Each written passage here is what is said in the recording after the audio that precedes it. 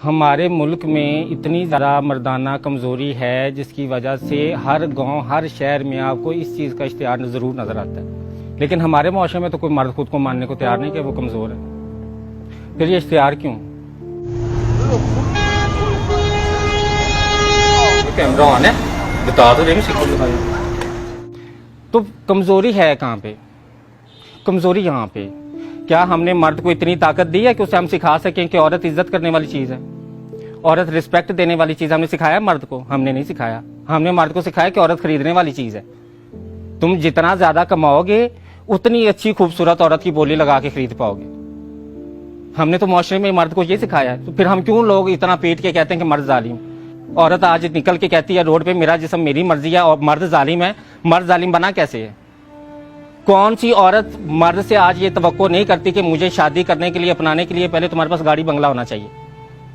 अगर कोई मर्द कहे कि मैं सच्ची नीयत वाला हूं, मैं मुखलिस हूं, मैं तुम्हारे साथ वफादार रहूंगा, मुझसे शादी कर लो, मेरे पास पैसे नहीं, कोई औरत करेगी उससे शादी?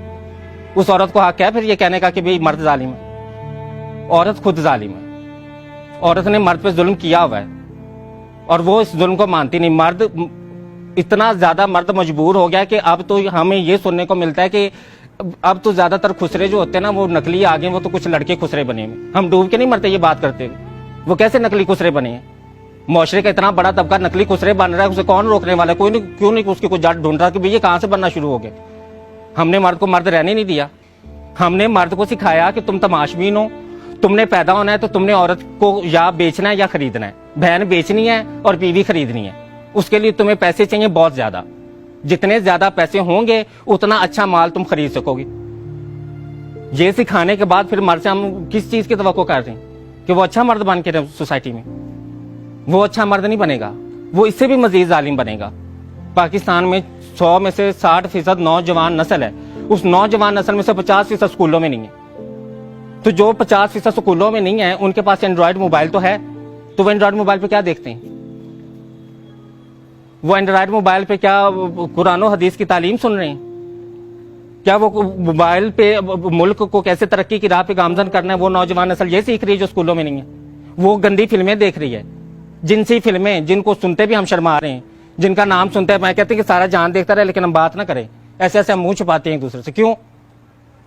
हमने अपने नौजवान नस्ल में मुआशरे को ना तो तालीम दी है ना ही उसे तरबियत दी है। तरबियत को ददलाफ्जी हमें नहीं ना पता क्या है। हमने तो अफसर बनना सिखाया है। हमने बच्चे को शुरू से कहा है कि तुम्हारे इम्तिहान में नंबर अच्छे नहीं चाहिए, चाहे बूटी लगा के आए, चाहे नकल करके आए, चाहे जिस तरह भी आए, तुम्हारे 100 में से 100 नंबर आए और तुम कल को बस CSS करके कोई अफसर बन जाओ और अफसर बन के तुम्हारी जिंदगी सेट है। तुम्हें ना अच्छा इंसान बनने की जरूरत है, ना तुम्हें इज्जत की जरूरत है, ना तुम्हें औरत की इज्जत करने की जरूरत है। अपनी इज्जत का तो मर्द को पता ही नहीं है। मर्द ने तो अपनी इज्जत पे कभी सवाल ही नहीं उठाया कि नहीं यार मेरी भी इज्जत। हजरत यूसुफ का किस्सा सुनाती हूँ आप। जुलेखा ने रोका, जिनसी अमल के लिए झिपटी। ताकतवर मर्द कौन था? उसने कहा कि नहीं मैं मुसलमान मर्द हूं, औरत नंगी भी मेरे सामने आ जाए मेरा ईमान नहीं डोलता, मैं उस रब से डरने वाला हूं। मर्द, असल मर्द वो होता है जिसमें बर्दाश्त होती है। ताकतवर में बर्दाश्त है ना, कमजोर में बर्दाश्त नहीं होती। कमजोर कौन होता है? जिसमें बर्दाश्त नहीं है। ताकतवर कौन है? जिसमें बर्दाश्त है। तो ताकतवर मर्द तो वो होता है कि वो नंगी औरत को देखता तो वो मुसलमान माशरे में आंखें झुकाता, वो सर मुंह फेरता, वो कहता है कि नहीं यार मैं अगर ये औरत जहन्नम के रास्ते चल भी पड़ी है तो मैं तो मुसलमान मर्द हूं। मेरा काम तो औरत की इज्जत करना है, उसको इज्जत देना, उसका जिस्म ढांपना, उसका जिस्म नंगा करना नहीं है। ये सिखाना था हमने मर्द को, हमने नहीं सिखाया। हमने तो उसे बोली लगाना सिखाया। हमने उसे कहा बोली लगाओ, बीवी खरीदनी है तो बोली लगाओ, अगर तुम्हें अपनी बहन का कहीं रिश्ता करना है तो उसके लिए भी बोली लगाओ। पूछो कि कोई तुम कितना पे कर सकते हो, कोई तुम्हें कितना पे कर सकता है। अब ये कोरोना आ गया है, अब ये शादियां कैसे अखराजात के बगैर हो रही हैं? अभी तो लोग शादियां कर रहे हैं ना। अब तो दूल्हे को फिक्र नहीं है कि मैंने शादी करने से पहले 10 लाख रुपया जोड़ना है, मैंने घर बंगला गाड़ी लाजमी हो तो मेरी शादी होगी।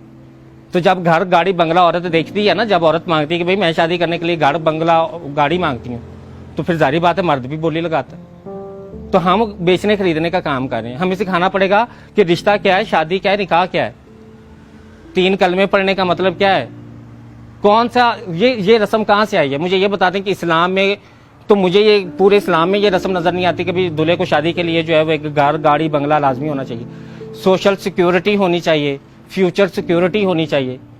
ये कॉन्सेप्ट कहाँ से है? कौन लेके आए सोसाइटी में ये कॉन्सेप्ट? जाहिर बात है, जब औरत मर्द से तवक्को करेगी इस चीज की, तो मर्द भी तो फिर बदले में मांगेगा ना। ये तो लेन का देन है, मार्केटिंग क्या है। आप बोली लगाएंगे, आप खरीदेंगे, तो फिर शराइत रखी जाएंगी।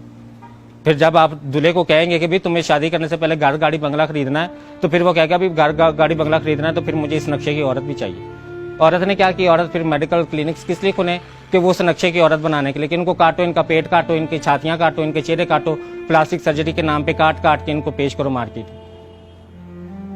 इस ट्रेंड में आज हम जिंदगी गुजारे। आज उस पेट काटने का नाम हमने लेपोथेरेपी रखा हुआ है। हम चेहरा काटते हैं तो उसका नाम हमने जो है वो प्लास्टिक सर्जरी रखा हुआ है।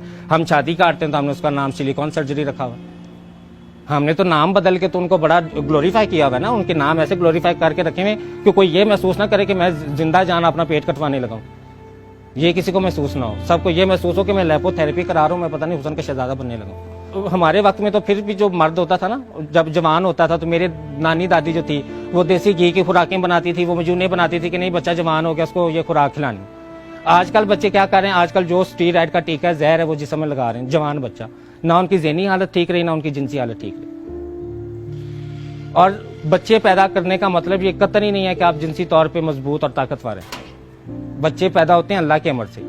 अगर आप औरत को जिनसी तस्कीन दे रहे हैं तो फिर आप ताकतवर मर्द हैं जिसको मर्दाना कमजोरी नहीं है। और अगर आप औरत को जिनसी तस्कीन नहीं दे रहे और औरत बगावत पे उतर आई और वो रोड पे कहती कि मेरा जिस्म मेरी मर्जी, मुझे तुमसे तस्कीन नहीं मिलती, अब मेरा जिस्म है, मैं जिसम मर्जी तस्कीन लूं, तो वो उस मर्दाना कमजोरी का इलाज जो है ना वो खुराक से और ज़हनी सुकून से हो।